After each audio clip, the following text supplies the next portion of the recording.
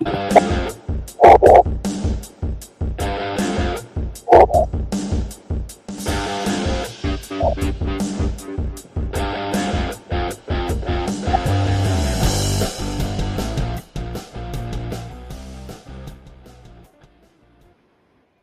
morning, hockey fans. This is Stephen Heisler with HeisHockey.com, the Victorious Hockey Company, and the Junior Hockey Discussion Group on Facebook. You are watching the Junior Hockey Morning Show. I am on the World Sports Broadcasting Network, WSBN.TV, Facebook, X, YouTube, wherever you are this morning. Hope you are enjoying your day. Hope you enjoyed your weekend. A lot going on in the game this morning. A lot going on in the game in the next 3 weeks as we prepare to enter into the 24-25 hockey season. All right. What are the best leagues? Get this call every year when the other guy begins yapping about ranking the junior hockey leagues. The problem with his rankings is that it's entirely one-dimensional. It's based on one criteria or minimal criteria, but the issue is it's not right or it's not very thoughtful to say that every square peg is going to fit into a round hole. What is the best league really depends on what are the exact needs of the individual player. That's where it is. And what best league is for him depends on what he's going to do academically, where he is at in the game, what his level of maturity is at, where his level of social interaction with people is at. You know, is he a kid that is quiet? Is he a kid that has the maturation to avoid situations that are maybe not the best for an up-and-coming developing hockey player? There are way too many round pegs in comparison to square holes. It's impossible to rank leagues in this fashion. The only criteria that makes sense is what is the absolute best developmental opportunity for each individual player. The path to Division I hockey is different. The path to Division I hockey is different than Division III and ACHA. That's all there is to it. So, as an advisory company, I try to identify players with exceptional character, players that have good academic numbers long before what we think of them as a hockey player. If you don't have the academics and the character, I can't help you with the hockey. I'm also interested in knowing what the player's vocational pursuits are. If he's going to be, wanting to study gender studies, I'm probably not the guy for him. The last thing I want to do, as a dad, I have 4 kids that I know of. Could be more. I got doggies. Those don't count. So, the last thing I want to do is let one of our clients get into college with no way to pay for it and no way to get out of debt. I don't want our players begging for student loan forgiveness 20 years from now. That doesn't make any sense. So long before we accept them as a client, I want to know what they are thinking about vocationally and what is the plan to cover the student loan debt. If mom and dad won the lottery, awesome. I ain't got to worry about it. But the fact is, most American families and most Canadian families are not in that situation. Most of us are regular people, and debt is real. So the last thing that we want to do is hurt our kids. There's a lot of factors that come into play. We talk about placement on the junior teams. Geography plays a part of that. Maturation, where the prospect is as a player. Those often will help determine our scope of destination options.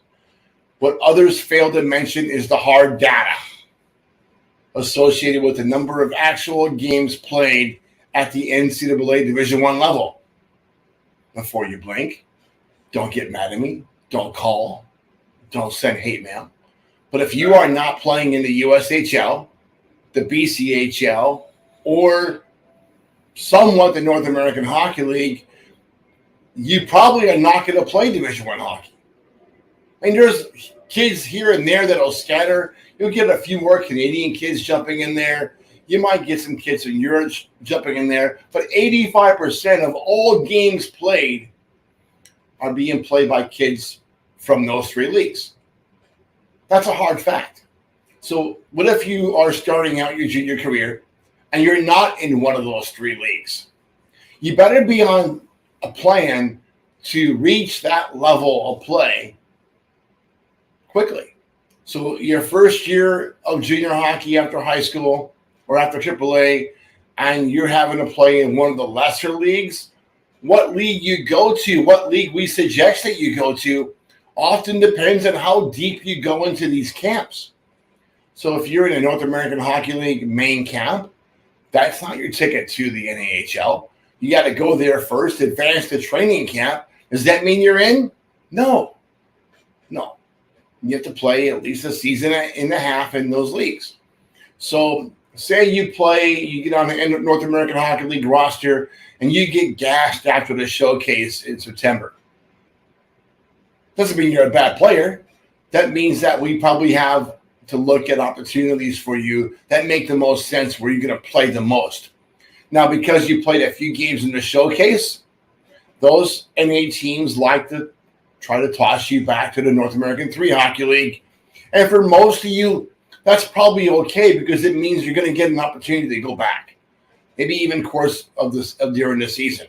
If you're in the top 30 going into the showcase, you're probably in the top 35 coming out unless you just really piss them off.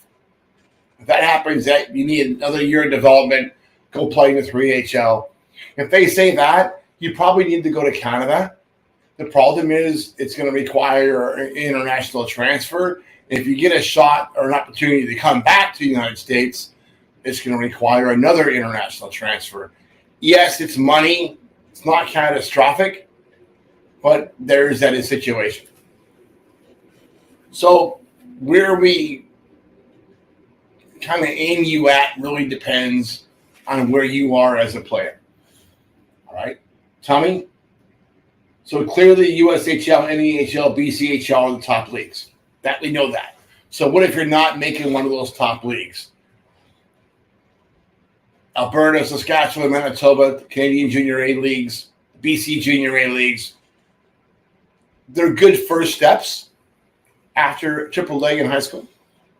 But if you're not, you make sure you have enough room to get back to one of the top 3 leagues for the last year and a half, or just focus on Division III. The USPHL's NCDC division has done a really good job of getting kids to NCAA hockey. Most of those kids are going to the D3 level. Some kids go Division I, but when it's all said and done, most of those kids would probably have been better off playing D3. They would have got a lot more ice time. I love how the Eastern Hockey League has been focused primarily at NCAA Division III. That's ongoing and doing a good job. As far as the rest of the Canadian Junior B leagues, the NA3HL, the USPHL, I don't really see much of an advantage one has over the other. The NA3 has a bit of an advantage if you're trying to go back to the North American Hockey League. It's a little easier to get there from the NA3 than it is from a non-sanctioned league or a Canadian league. So there's that. Tell me to scroll down. Last thing I want to say this morning, Tommy, you can help me here. There are good and bad operators in every league. Every league. From the North American Hockey League, BCHL had a few turds in the bucket in the past. Alberta League's got some turds. Every league has a few turds. That's all there is to it. Nobody's perfect. Even in the NAHL this year, we have some new operators that are very questionable. But here we are. So as the season approaches, some players will realize that putting all your eggs in one basket wasn't the best move. If that's your situation, don't try to go into this upcoming season negotiating a place for yourself on your own. you're going to get taken. Get some help. If you don't hire me, hire another reputable advisor out there. There's more than one of us, and we'll help you. If you need some help, feel free to call me. You can find my number on highsake.com, Victoria's Hockey Company. Where else, Tommy? That's it. All right, folks. Great Monday. A lot going on. Not the end of the world. Until tomorrow, hope that you enjoy your morning coffee and have a great day in hockey.